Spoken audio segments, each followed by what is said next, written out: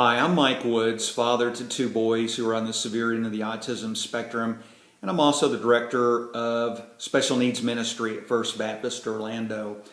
And I am also a joy seeker. Now, a seeker by definition is someone who is searching for something. I'm searching for joy because on this special needs journey, if I were to be honest with you, joy has been something that has been kind of elusive. It's hard to find, but I'm determined to find it. Like that woman in Luke 15 who lost a gold coin and somewhere in her house. She turned her house upside down to find that coin. And I'm so determined to find joy and to have it more often that I'm going to turn God's Word upside down in order to find it, because I believe that God's Word is just as relevant for us today.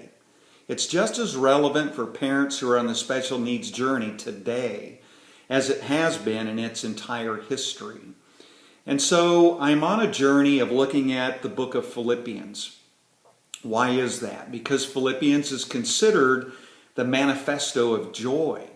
Paul wrote this book from a prison cell, and yet in those small 4 chapters that comprise Philippians, he mentions the word joy or rejoicing 18 or 19 times, and his circumstances weren't all that joyful. I can relate to that. So I'm a joy seeker, and I'm inviting you to be a joy seeker too as we go through the book of Philippians to discover how to find joy on the special needs journey. So in Philippians 1:3, Paul says this, I thank my God every time I remember you. And what we see here is that even in the middle of difficult circumstances, Paul isn't just thinking about himself, he's thinking about others. And not just any others, but he's thinking about and being thankful for those people that God has specifically placed in his life that has been a blessing to him. And so what we see is that Paul is modeling for us a thankful heart. Every time that he recalls the love of the Philippians, every time that he recalls the support that the Philippians gave him, every time that he recalls the Philippians, he thanks God for them. And so again, he's modeling for us an attitude of thanksgiving. And I think this is an important principle that we see here.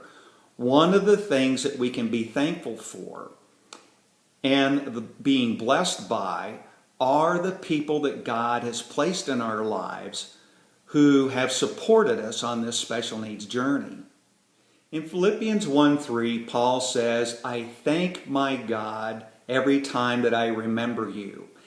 And the word thank in that verse is from the Greek word Eucharisteo, from which we get our term Eucharist. And it means to express gratitude towards. And I want you to note this fact, that Jesus often looked up to heaven before giving thanks. Let me read you a couple of verses from John 11:41. And this is in that story of Mary and Martha and their brother Lazarus had died. And it says, so they rolled the stone away, and then Jesus looked up and said, Father, I thank you that you have heard me.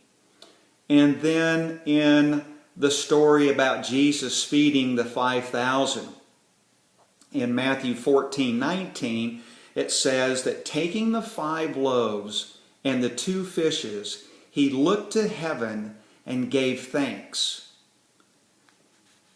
So we see a pattern here that Jesus establishes, and that is he often looked up and gave thanks for the circumstances around him.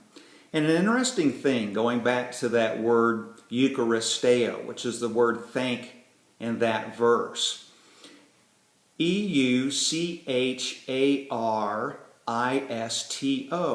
Right in the middle of that word is the word charis, which means grace. But the Greek derivative of that word is chara, C-H-A-R-A, which is embedded in that word Eucharist. And that word means joy. Don't miss this point. In the word think, Eucharisteo, is the foundational word chara, C-H-A-R-A, and that word means joy. Joy is embedded in the word think. And I think the truth in this is this right here, that you can't have joy without being able to give thanks. I think that is such a critical, important concept to remember. One of the reasons I might struggle with finding joy in my life as a special needs parent is because perhaps in those moments of struggle, in that day of struggle, sometimes to be more honest, I would have to say in that week of struggling, maybe I don't have joy because I'm not able to give thanks. Again, the word joy is embedded in that word think. And that's so important to remember. The depth of your joy is proportional to the depth that you're able to give thanks. If you remember anything I say, if I say anything worth remembering in this video, it's simply that. There's a correlation between joy and thanks. And it could be, as Ann Voskamp says in her book 1000 Gifts, that the depth of your joy is related to the depth of your ability to give thanks. In the scriptures, God commands us to always give thanks. Why? I think it's because He knows that feelings of joy result from a feeling of being able to be thankful.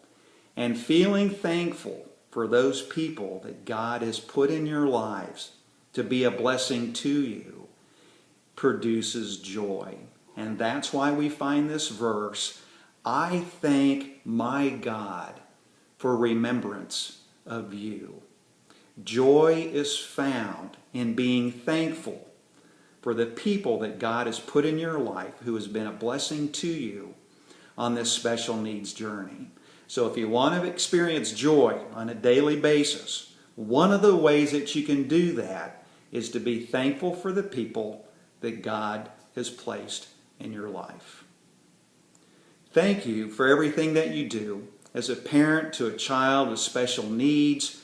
And I look forward to talking to you again as we take another verse out of the book of Philippians to discover how we can find joy on this journey.